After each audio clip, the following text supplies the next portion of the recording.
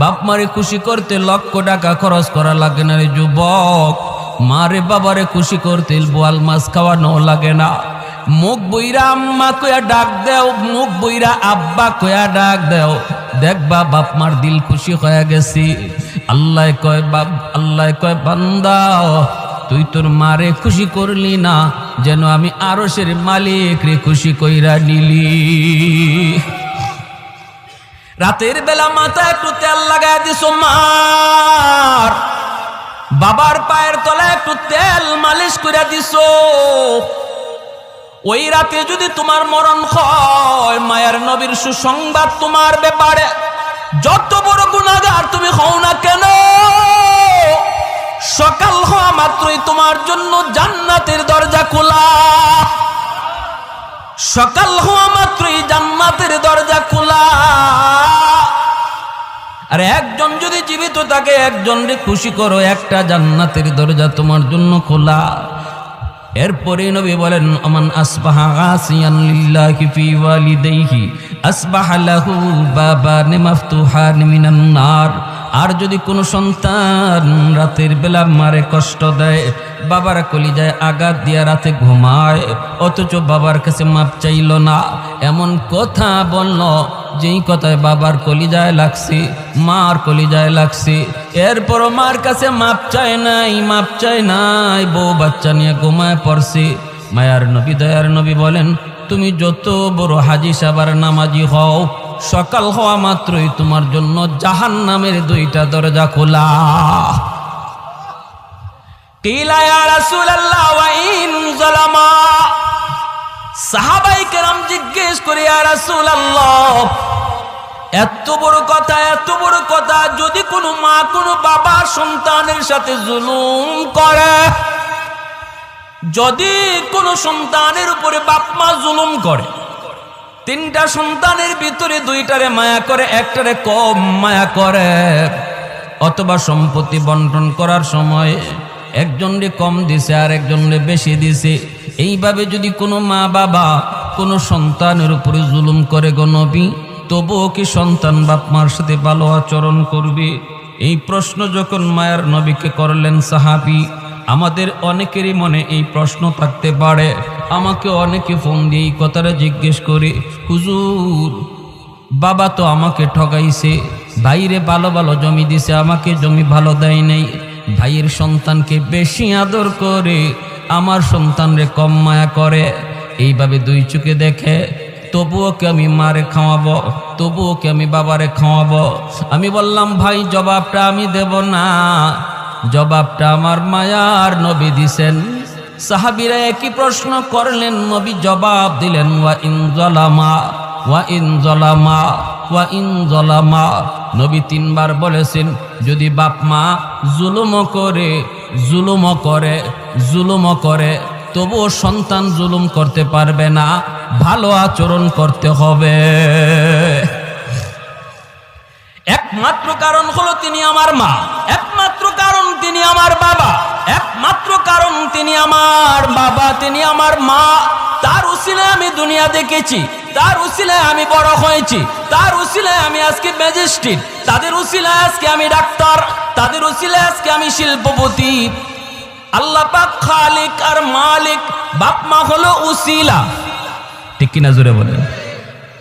এজন্য আল্লাহ পাক রব্বুল আলামিন পবিত্র কোরআনের সূরাতুল লুকমানের মধ্যে তিনি বলেন আনিশকুরলি ওয়ালিদাইক, আমি আল্লাহর শুকরিয়া আদায় করো, সাথে সাথে তোমরা তোমাদের মা বাবার শুকরিয়া আদায় করো, সাথে সাথে বলছেন বাপ মার শুকরিয়া আদায় করো, কারণ আমি খালিক আর মা বাবা তোমাদের দুনিয়া আসার উসিলা।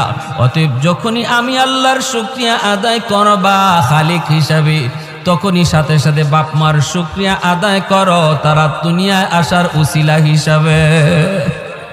এই যে মুর্দেগান আজ আমাদের কাছ থেকে বিদায় নিলেন, আমাদের কাছে তাদের কোনো পাওনা আছে কিনা? আমরা যে তাদের রুহের মাগফিরাত কামনা করব কোন তরিকায়, কিভাবে তাদের জন্য আমরা উপকার করব, এই বিষয় নিয়ে আমি কিছু কথা বলবো ইনশাআল্লাহ। আল্লাহ যদি আমাকে তৌফিক দান করেন, সবাই বলি আমিন। মুআজ্জাজ হাজিরিন, বনু তামিম গোত্র মদিনার একটি প্রসিদ্ধ গোত্রের নাম। এই বনু তামিম গোত্রের এক যুবক আল্লাহর নবীর কাছে একটা প্রশ্ন নিয়ে হাজির হলো। প্রশ্নটা হলো, ইয়া রাসূলুল্লাহ, আমি একটা কথা জানার জন্য আপনার কাছে এসেছি। নবীজি বলেন, কি কথা বলো? এই কথা বলার আগেই যুবকের চেহারা ফ্যাকাশে হয়ে গেল, যুবকের চোখে পানি জমে গেল, সে কান্না শুরু করল। নবীজি বলেন, বলো, তোমার কি কথা বলো। তখন বলতেছি, ইয়া রাসূলুল্লাহ, আমার জিজ্ঞাসা হলো, মানুষ মারা যাওয়ার পর ওই মৃত ব্যক্তির জন্য আমরা যারা জীবিত, আমাদের পক্ষ থেকে কোনো খেদমত করার সুযোগ আসেনি। আমরা তো জীবিত মানুষের খেদমত করি, কিন্তু ওই যুবক নবীজির কাছে প্রশ্ন রাখল, মৃত মানুষের জন্য খেদমতের কোনো ব্যবস্থা আছে কিনা। নবীজি বললেন, কেন বলো? এই কথা বলতেই বলে, ইয়া রাসূলুল্লাহ, আমি একজন অসহায় এক যুবক, আমি আমার মা বাবার গর্ভে একমাত্র সন্তান। আমার মা আমার বাবা বড় কষ্ট করে আমাকে লালন পালন করেছেন, অভাবী সংসার। বাবা দিন আনতেন, দিন খাইতাম। কখনো বাবা যদি কাজে বের হতে না পারতেন, তাহলে এই দিন উপাস থাকতে হতো। আমি কত দেখেছি, মা নিজের খানাটা আমাকে খাওয়াইছেন, মা উপাস ছিলেন। আমি কত দেখেছি আমার বাবা উপোস ছিলেন, শেষ বয়সে চিকিৎসার অভাবে মারা গেলেন। কিন্তু ইয়া রাসূলুল্লাহ, আমি কোনোই উপকার করতে পারলাম না।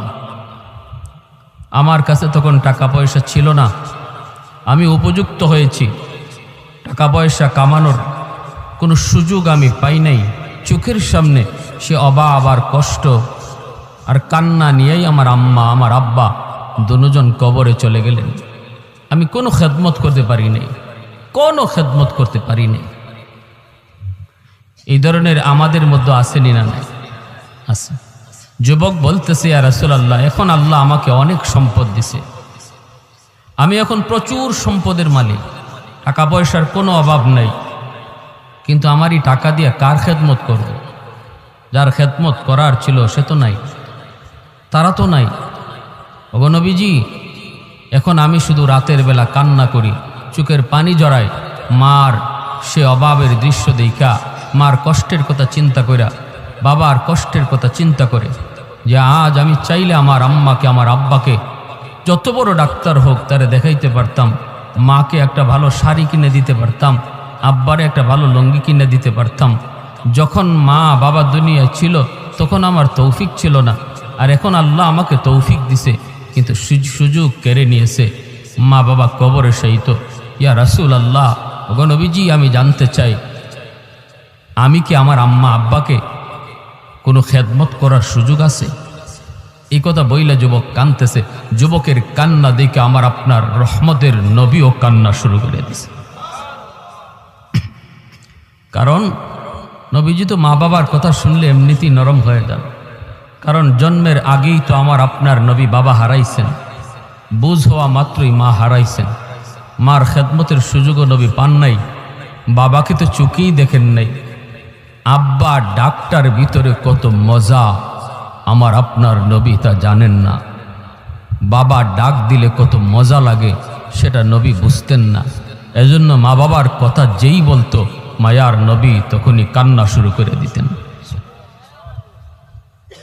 রাসূল করিম সাল্লাল্লাহু আলাইহি ওয়াসাল্লাম যুবকের এই কথা শুইনা নবী তাকে সান্ত্বনা দিয়ে বলেন, যুবক, কান্না থামাও, কান্না থামাও। যদিও মা বাবা কবরে শায়িত, যদিও দাদা দাদি কবরে শায়িত, নানা নানি কবরে শায়িত, তবু আওলাদ যদি চায় দুনিয়া তাইকা কবরে শায়িত বাপ মার খেদমত করার সুযোগ আল্লাহ এখনো রেখে দিয়েছে।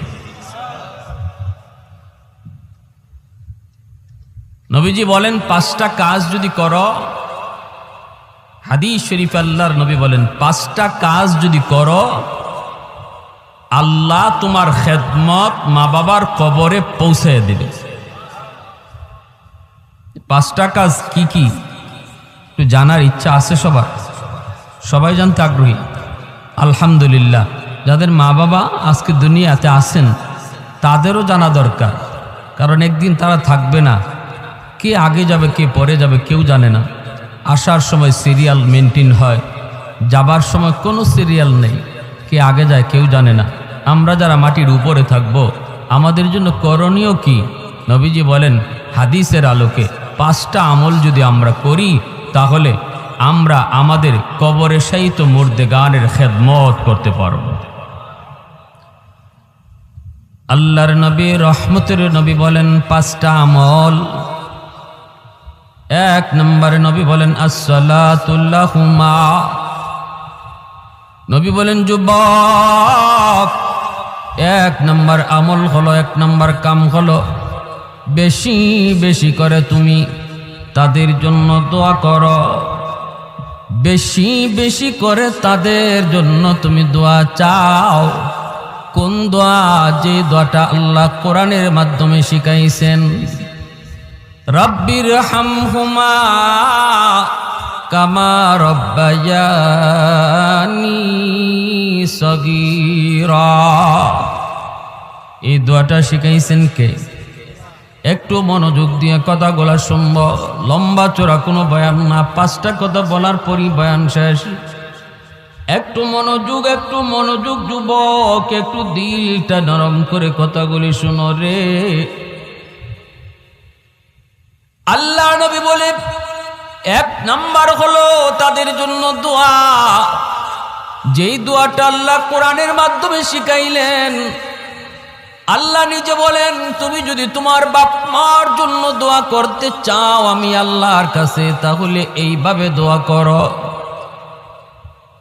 যদি আল্লাহ নিজে দোয়া শিখায় দেন তাহলে বোঝা গেল এইভাবে দোয়া করলে আল্লাহ কবুল করবে, এর গ্যারান্টি আছে, ঠিক কিনা?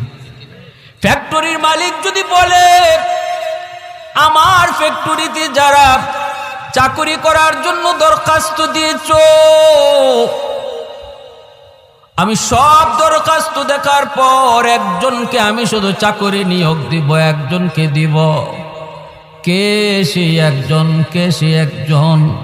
এদের ভিতর থেকে একজনকে ফ্যাক্টরির মালিক, কোম্পানির মালিক নিজেই দরখাস্ত লেখা দিল, নিজেই দরখাস্ত লেখা দিল, ও মিয়া তোমার বাড়ি আমার এলাকায়, আমি ঢাকায় থাকি, বাড়ি আমার বিবাড়িয়া, তবে এসেছো বিবাড়িয়া থেকে, আমার দেশের মানুষ, তোমাকে আমার বড় পছন্দ হয়েছে, ফ্যাক্টরিতে চাকরি করবা বলে হ।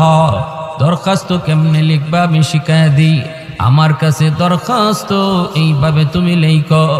মালিক যদি দরখাস্ত শিখায় দেয় তাহলে বোঝা গেল আর কারো চাকরি হোক না হোক তারটা হবে 100% গ্যারান্টি। ঠিক তদ্রুপ আল্লাহ পাক কয় তোমরা যারা মার জন্য বাবার জন্য দোয়া করো রে, নিজের থেকে দোয়া করা লাগবে না, আমি আল্লাহ বলে দিই এইভাবে আমার কাছে চাও। বুঝা গেল চাইতে দেরি দোয়া কবুল হতে দেরি না। আল্লাহ পাক কয় রব্বির হামহুমা কামা রাব্বায়ানি সগীরা। এ যুবক, তোমার মা তোমার বাবা শিশুকালে তোমাকে আমাকে যেইভাবে লালন পালন করেছেন, এই দৃশ্যটা হয়তো তুমি ভুলে গেছো, কিন্তু আল্লাহ পাক তিনি ভুলেন না। আল্লাহ পাক জানেন শিশুকালে একজন সন্তানকে তার মা কতটা আদর করেছে, বাবা কতটা আদর করেছে, নিজের না খায় সন্তানকে খাওয়াইছে, নিজের না পইরা সন্তানরে পড়াইছে। কত বাবা ঈদের দিনে সিরা লঙ্গি পরছে, কিন্তু সন্তানরে নতুন কাপড় কিনা দিছে।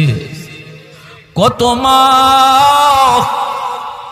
ঈদের দিনে নিজে পুরাতন কাপড় পরছে, কিন্তু সন্তানদের নতুন কাপড় কিনে দিছে।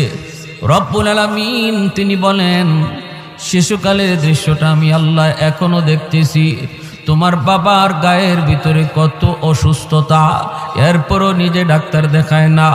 অসুখ বিসুখ একটা দুইটা নয়, কত অসুখ, কিন্তু তুমি অসুস্থ হয়েছ। রাত তখন একটা না দুইটা, সেই দিকে বাবা তাকায় না, তোমাকে কুলে নিয়ে ডাক্তারের কাছে দৌড় দেয়। বাজারে গেছে, বাবার পকেটে টাকা নাই রে যুবক, বাবার পকেটে টাকা নাই। কিন্তু বাড়িতে আসার আগেই মাথার ভিতরে চিন্তা, আমি ঘরে ঢুকলে পরে আমার সন্তান বলবে আব্বু কি আনছো, আমি তখন কি দিব কি দিব। এই চিন্তা করে কত বাবা মানুষের কাছ থেকে ধার করে ঋণ করে করে তোমার আমার জন্য কিছু নিয়ে আসছি। আল্লাহ পাক রব্বুল আলামিন বলেন, তুমি যখন আমি আল্লাহর কাছে বাপ মার জন্য দোয়া চাইবা, তখন আমাকে ইয়াদ করায় দিও।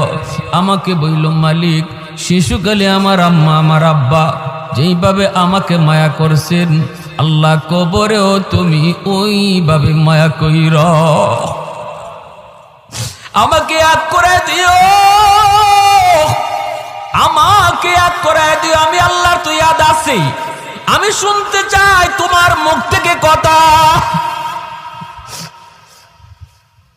এজন্য আল্লাহ নবী রহমতের নবী বলেন, এ দুনিয়ার সন্তানের দল, বাবাকে চোখে দেখি নাই, মার খেদমত করার সুযোগ পাই নাই। সাহাবায়ে কেরামদেরকে নিয়ে জিরানা নামক জায়গার ভিতরে নবীজি বসা। হঠাৎ করে সাহাবায়ে কেরাম দেখেন আমার আপনার নবী দৌড় শুরু করলেন। তাকা দেখেন একজন বৃদ্ধা মহিলা লাঠিতে বর দিয়া মায়ের নবীর দিকে আসে। আর ওই মহিলাকে আগায়া আনার জন্য রহমতের নবী, দু জাহানের সর্দার, যিনি কারো সম্মানে দাঁড়ান না, তার সম্মানে সবাই দাঁড়ায় যায়, সেই নবী বসা থেকে দাঁড়ালেন। শুধু দাঁড়ালেন তা না, ওই বৃদ্ধা মহিলার সম্মানে নবী দৌড় শুরু করে দিলেন। আর বলতেছেন, মা মা তুমি নবুয়তি চাদরে বসে যাও। সাহাবীরা জিজ্ঞেস করে, গো নবী কি তার করবা? তোমার এক নাম্বার ডিউটি হলো নামাজ পড়ার পর সাথে সাথে মুনাজাত উঠাও, রব্বির হামহুমা কামা রাব্বায়ানি সগীরা বলো। নামাজের আগেও তুমি হাঁটতেছো, মার কতিয়াত হয়েছে, নামাজ ছাড়ো তুমি বলো রব্বির হামহুমা কামা রাব্বায়ানি সগীরা। কোরআন হাদিসের কথা যারা শুনে, যে যুবকগুলি কোরআনের কথাগুলি দিল দিয়া গ্রহণ করে, এই যুবক কোনো দিন মার কবর দেইখা বাবার কবর দেইখা গান গাইবে না, বরং বাপ মার কবর দেখা মাত্রই সাথে সাথে এই দোয়া করবে। কত যুবক বাবার কবরের পার দিয়া চইলা যায়, বন্ধুদের সাথে গল্প করে করে চলে যায়, দিলের ভিতরে কোনো অনুভূতি নাই, দিলের ভিতরে কোনো পরিবর্তন নাই। না না না যুবক, একটাবার চিন্তা করো রে, একটাবার চিন্তা করো, এই মা এই বাবা কতটা ঋণ তোমার আমার কাছে রাইখা গেছে। আজ যদি আমি আমার বাবার কবর দেখা এই দোয়া পড়ি, আগামীকাল আমার কবরের সামনে আমার সন্তান দোয়া করবে। আমি যদি গান গায়ে যাই, বাচ্চাও অপেক্ষা করো, তোমার সন্তানও তোমার কবরের সামনে গান গাইবে। এজন্য বলি, না না যুবক, নবী বলেন যখনই ইয়াদ হয় তখনই তুমি এই দোয়াটা পড়ো, রব্বির হামহুমা কামা রাব্বায়ানি সগীরা, রব্বির হামহুমা কামা রাব্বায়ানি সগীরা। পড়ব না সবাই ইনশাআল্লাহ? সবাই এই দোয়াটা পড়ব। ইমাম সাহেব যখন পড়ে তখন আমিও জবানে জবানে বলবো, শুধু আমিন বলবো তা না, যখনই ইমাম সাহেব বলবে রাব্বির হামহুমা, আপনি আমিও জবানে জবানে বলবো রাব্বির হামহুমা, জবানে জবানে দোয়াটা পড়ব। না না শুধু আমিন বইলেই শেষ না, নিজের জবানেও বলবো ইনশাআল্লাহ। ভাইয়েরা বন্ধুরা, করাচির হযরত হাকিম আক্তার সাহেব রাহিমাহুল্লাহ আল্লাহর বহুত বড় ওলি, করাচির মসজিদে নামাজ পড়েন। হঠাৎ করে দেখেন একজন যুবক বড় সুন্দর করে নামাজ আদায় করলো, ডান হাত তার কাপড় দিয়ে পেঁচানো।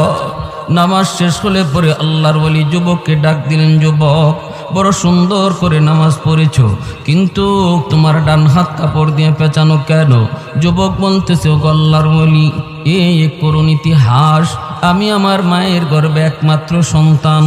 আমার মার সাথে বেয়াদবি করার কারণে আমার হাতের মধ্যে পচন দেখা দিয়েছে। পচন, এই পচন ভালো হয় না। আল্লাহর ওলি বলেন, কেন তুমি কি ডাক্তার দেখাও না? কয়, ভারত পাকিস্তানের সব ডাক্তার দেখানো শেষ, কেউ রোগ ধরতে পারে না। ডাক্তার বলে, আমরা তো বুঝি না কেন তোমার পচন ভালো হয় না, বরং উপরের দিকে ওঠে, উপরের দিকে ওঠে।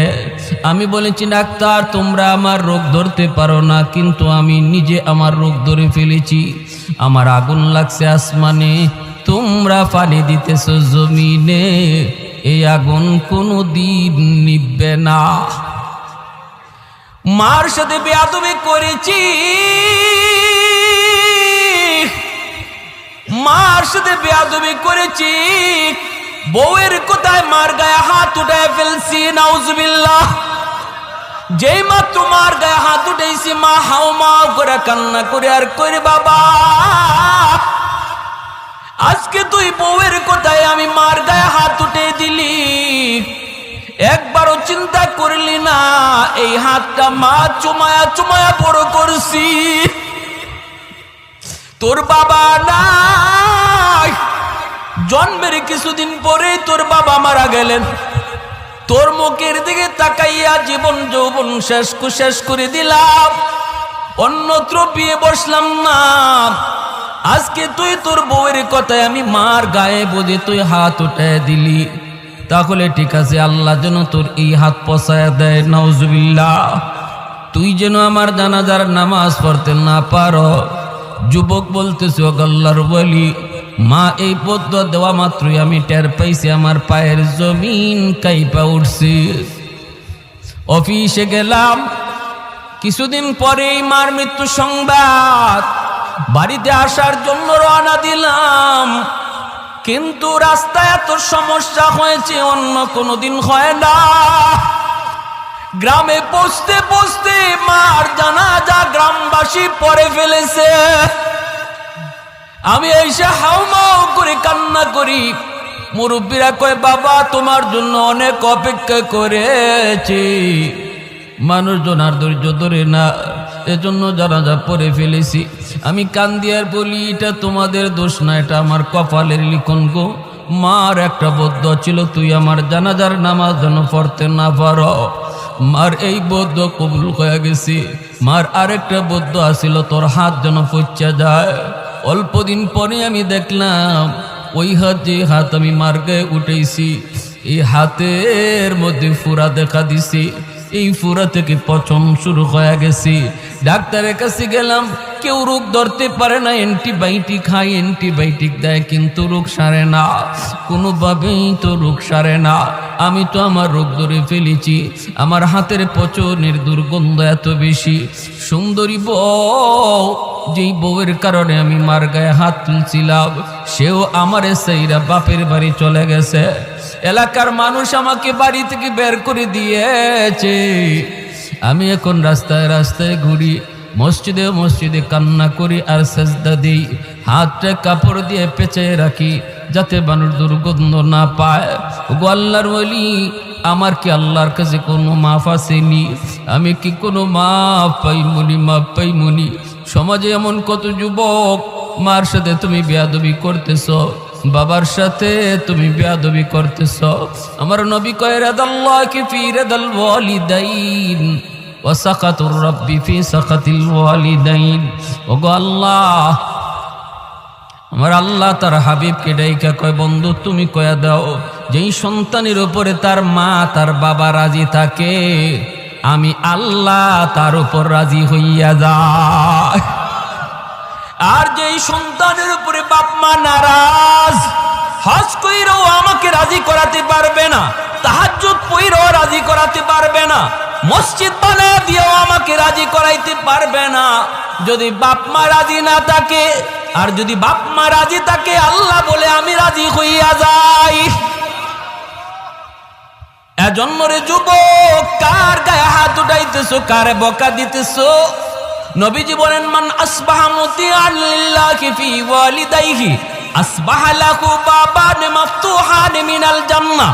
কোন সন্তান যদি রাতের বেলা মারে বাবারে খুশি কইরা ঘুমায়, মা তার উপরে খুশি, বাবা তার উপরে খুশি, ওই অবস্থায় যদি যুবক রাতের বেলা ঘুমায়, নবী বলেন সকাল হওয়া মাত্রই তার জন্য আল্লাহ পাক জান্নাতের দুইটা দরজা খুলে দেয়। ফাইন কানা ওয়াহিদান ফাওয়াহিদা, নবী বলেন যদি একজন জীবিত থাকে আর একজনকে খুশিরা কইরা সে রাতে ঘুমায়, মার সাথে বইসে একটু গল্প করলো, মার সাথে বইসে একটু পরিবারের কথা নিয়ে কথা বলল, মাকে একটু হাসাইলো, মার একটা পান বানায়া দিল, ঘুমাইবার সময় মার মাথা একটু তেল মালিশ করে দিল, বাবার পায়ের তলায় একটু তেল লাগায় দিল, বাবার কলিজাটা খুশি হয়ে গেল। এজন্য আল্লাহ নবী বলেছেন, যুবক এক নাম্বার কাম হলো যখনই মার কথা বাবার কথা ইয়াদ হবে এই দোয়াটা পড়বা, আর এই দোয়াটা পড়া মাত্রই সাথে সাথে পড়তে দেরি আল্লাহ পাক তোমার বাপ মার কবরে খেদমত পৌঁছাইতে দেরি হবে না। 2 নম্বরে নবী বলেন, ওয়াল ইস্তিগফারু লাহুমা, মার জন্য বাবার জন্য তুমি সাধ্যমতো দান করো, সদকা করো, মসজিদ মাদ্রাসায় দান করো, অভাবী মানুষকে দান করো। মার আত্মীয় অভাবী, বাবার আত্মীয় অভাবী, অভাবী মানুষকে তুমি দান করো। যখনই তাদের নামে তুমি দান সদকা করবা, সাথে সাথে আল্লাহ পাক তোমার মা বাবার কবরে তোমার খেদমত পৌঁছে দিবে। 3 নম্বরে নবী বলেন, ইনফাযু আহদিহিমা মিন বাদিহিমা, মা বাবার যদি কোনো মানুষে যদি তোমার মার কাছে বাবার কাছে কোনো পাওনা থাকে, কারো ঋণ লইয়া যদি মা কবরে যায় থাকে, বাবা কবরে যায় থাকে, নবী বলেন 3 নাম্বার হলো বাবার ঋণ পরিশোধ করো। যখনই তুমি বাবার ঋণ পরিশোধ করবা, সাথে সাথে বাবার কবরে তোমার খেদমত পৌঁছায় দিবে কে? আর একটু জোরে বলেন কে? আর একটু জোরে বলেন কে?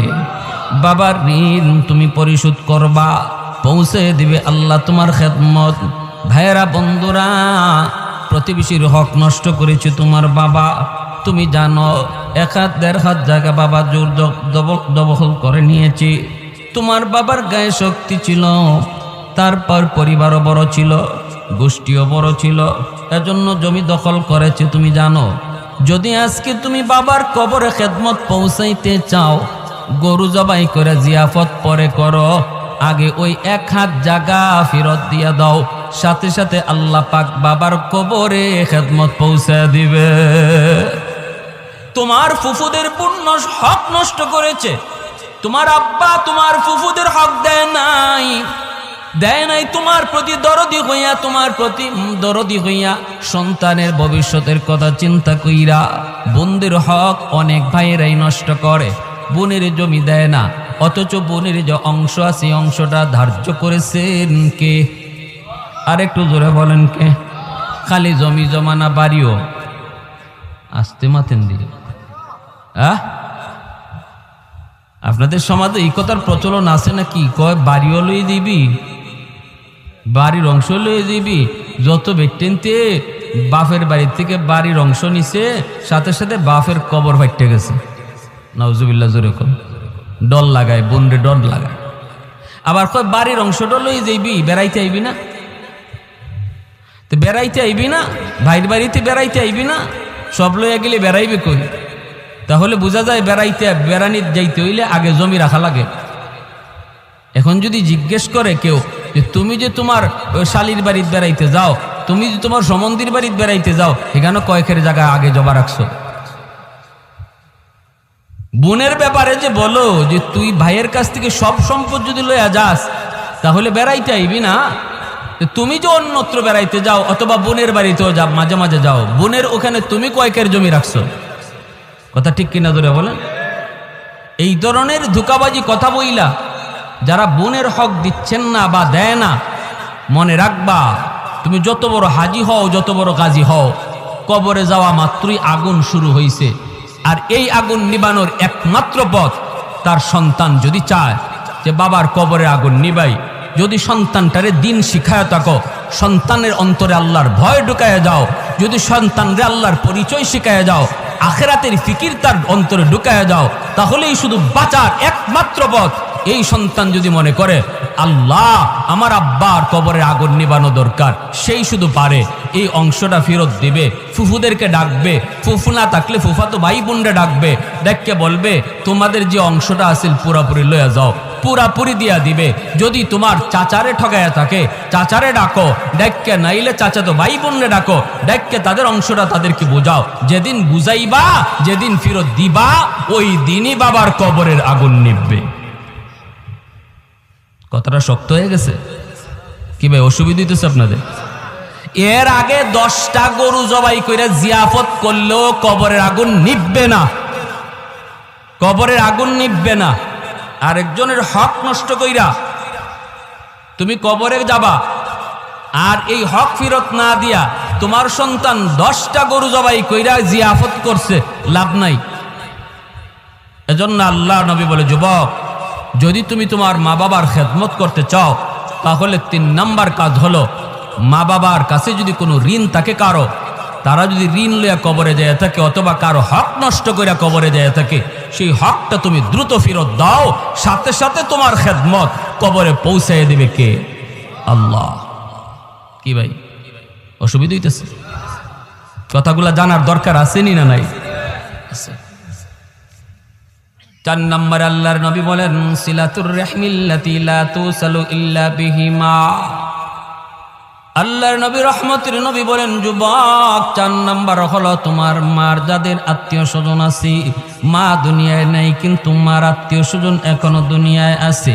যেমন মামা মায়ের আত্মীয়, খালা মামার মায়ের আত্মীয়, নানা মায়ের আত্মীয়, নানি হলো মায়ের আত্মীয়, খালা তো ভাই বোন মায়ের আত্মীয়, মামা তো ভাই বোন তোমার মায়ের আত্মীয়। মাছকে কবরে যদি তুমি মায়ের কবরের আগুন নিবাইতে চাও অথবা কবরে খেদমত পৌঁছাইতে চাও, নবী বলেন তাদের রক্তের মানুষের সাথে সুসম্পর্ক রাখো। মামা তো ভাই বোনকে ডাকো, খালা তো ভাই বোনকে ডাকো, ওদের বিপদে তুমি পাশে যায় দাঁড়াও।